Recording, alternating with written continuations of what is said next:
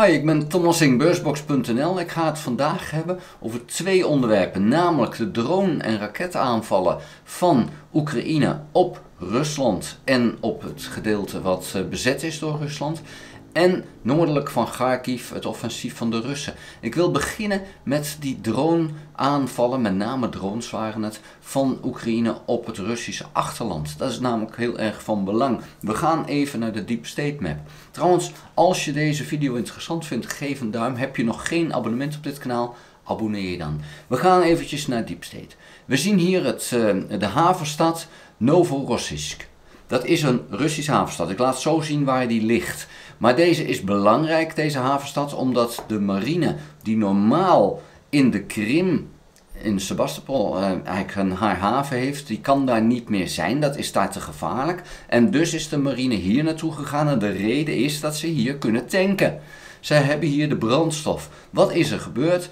Oekraïne heeft de laatste 2 nachten 35 drones naar deze stad gestuurd om met name die refueling, de brandstofinname van de marine te frustreren.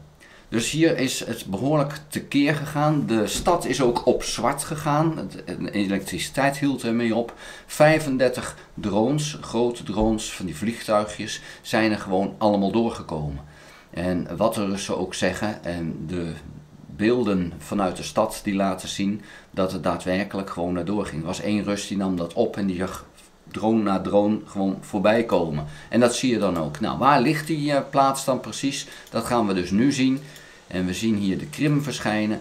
Hier hebben we de Krim, hier is Sebastopol en hier ligt die haven waar ze dus nu heen gingen. Maar goed, die haven bleek dus niet zo veilig te zijn als dat ze dachten, want Oekraïne wist het zelfs met drones al te bereiken. Nou zijn de F-16's er nog niet eens.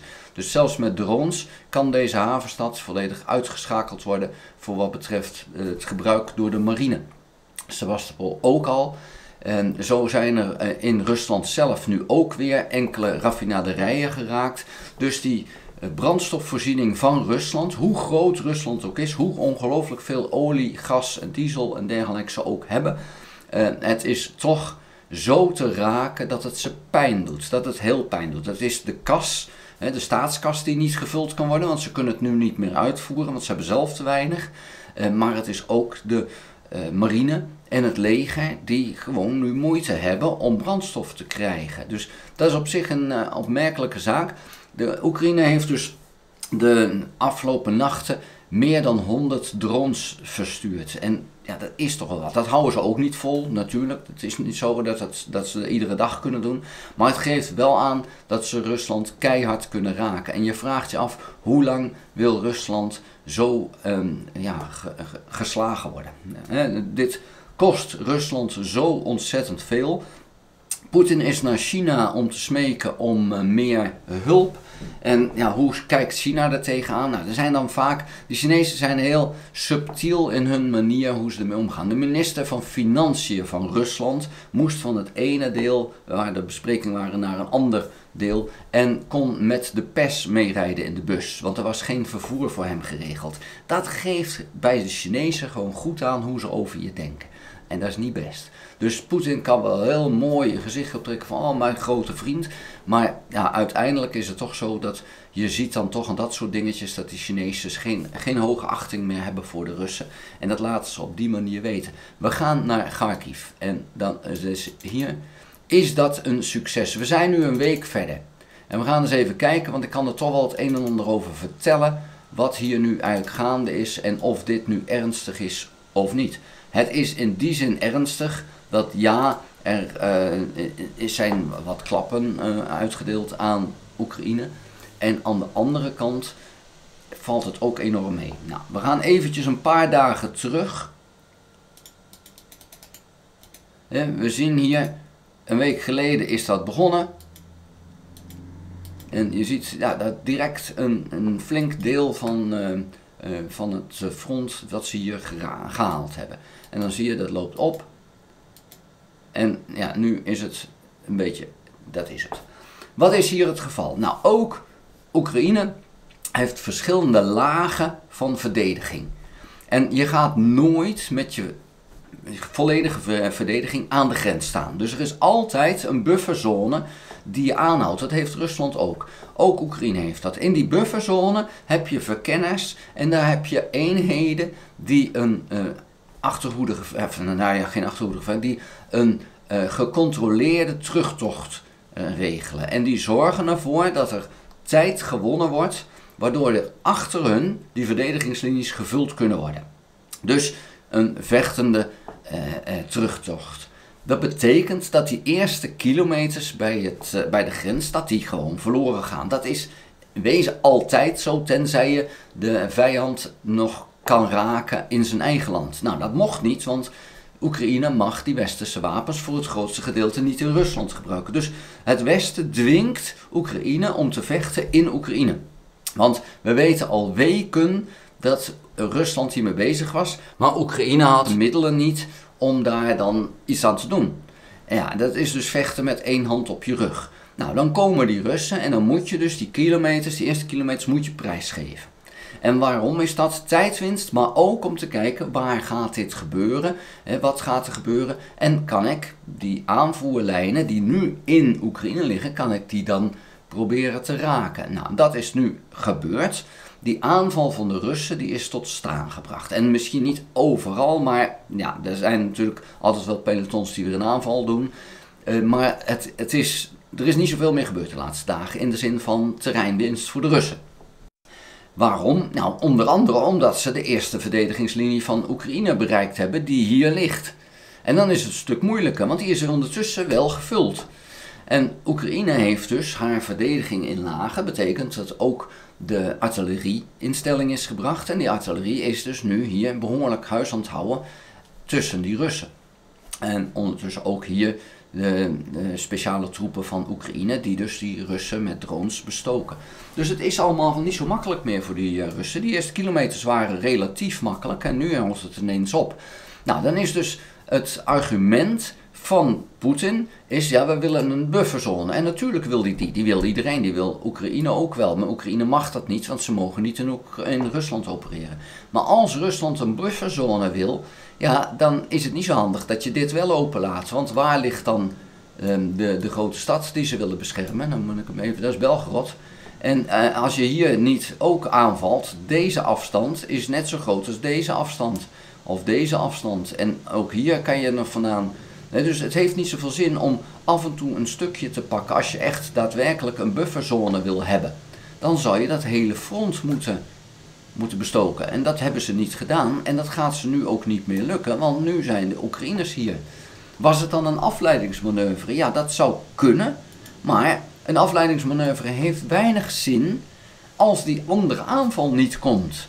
En nu is het Oekraïense leger daar en is behoorlijk huisstand houden aan, bij de Russen.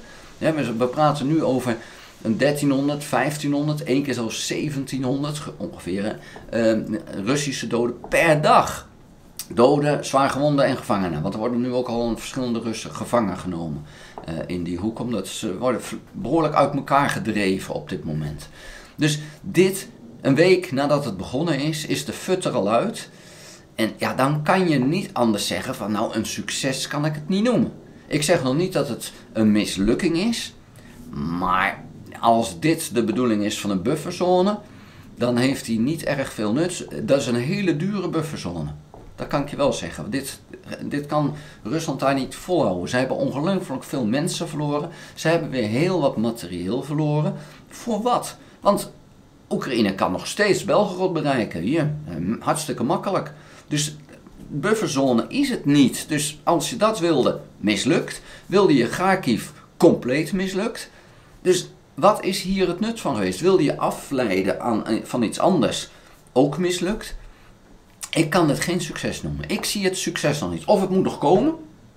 Nou ja, oké, dat kan. Hè. Het is een oorlog, alles is in beweging. Maar op dit moment heb ik zoiets, ja, dit is gewoon zonde van de inzet geweest. Oekraïne heeft het relatief weinig gekost om het hier tot staan te brengen. Maar Rusland heeft dit ongelooflijk veel gekost. En weer is er een heel legeronderdeel eigenlijk verslagen, vernietigd. Wat dus in de toekomst niet meer ingezet kan worden. Voor wat? Het is alsof de Russen niet nadenken. Het is alsof dit alleen maar bedoeld was voor Poetin om naar China te gaan. Kijk eens, wij zijn keihard bezig. Maar het is al mislukt, want het is mislukt terwijl hij nog in China was. Dus ook China, nou dat is het dan ook weer niet. Dus als dat de bedoeling was, ik wil met een succesje in China komen, ook dat is dus niet gelukt. Dus ik zie dit niet als op welke manier dan ook als een succes. Maar ze hebben nog steeds een stukje ruimte in Oekraïne, hebben ze nu onder hun beheer. En wat praten we over? We praten over 8 kilometer. Ja, nou dat is zo. En dat is een ruimte die dan, en dan moet ik eventjes deze weghalen. Dat is een ruimte van hier maximaal 17 kilometer. Ja, dat is het. En hier is het niet heel veel anders als we dan hier zo kijken. Oh, wacht. Dus ongeveer even zo. En dan praten we over ook 19,8 kilometer en minder dan 8 kilometer. Alleen op dit punt is dan nog iets. Maar ik denk dat dit over een week alweer een stuk heel anders eruit gaat zien. En dat we toch gaan zien dat uiteindelijk, naar mijn idee, de Russen hier weer weggaan. Omdat het gewoon niet vol te houden is. En ik zie dit niet als iets wat de Russen voort kunnen zetten. En ik vraag me af of ze het überhaupt wel vol kunnen houden. Dus ja, geen succes. Ja, wat moet het dan wel zijn? Ik weet het niet. Het is niet zo dat dit makkelijk door Oekraïne tegengegaan werd. Oekraïne moest echt tot het gaatje gaan om dit goed tegen te kunnen houden. Het werd echt even crisis. Zelensky ging niet naar het buitenland, want het is echt wel een crisis. Oekraïne heeft niet veel meer mensen om dit allemaal tegen te gaan. Maar Rusland ook niet. Dit is echt zo'n laatste push. We gaan het nu nog even proberen. Kijken of het nu wel lukt. En nee, het is Rusland niet gelukt. Ondertussen heeft Oekraïne wel enorme klappen uitgedeeld met die meer dan 100 drones die ze in het achterland hebben laten neerkomen. Die eigenlijk de oorlog voor Oekraïne makkelijker maken over enkele maanden als de F-16's zijn. Dus Oekraïne is bezig met die oorlog over een paar maanden. Rusland is bezig met de oorlog van nu. En ziet wel hoe het staat over een paar maanden. Nou, ik denk dat Rusland over niet te veel tijd, misschien dat ze nog een zomeroffensief proberen, maar ik denk dat er daarna voor Rusland toch een zaak gaat worden van we moeten toch gaan praten. Want ja, dit wordt echt wel een aanfluiting. En dat is mijn verwachting.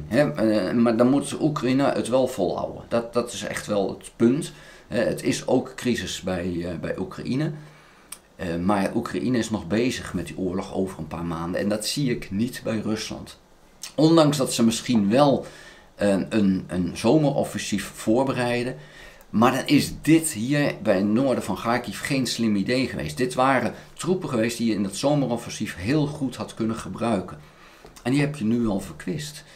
Ik vind het niet slim. Daar wil ik het voor nu bij laten. Heb je nog geen abonnement op dit kanaal? Abonneer je dan. Als je de video interessant vond, geef een duim. Heb je nog geen abonnement? Abonneren.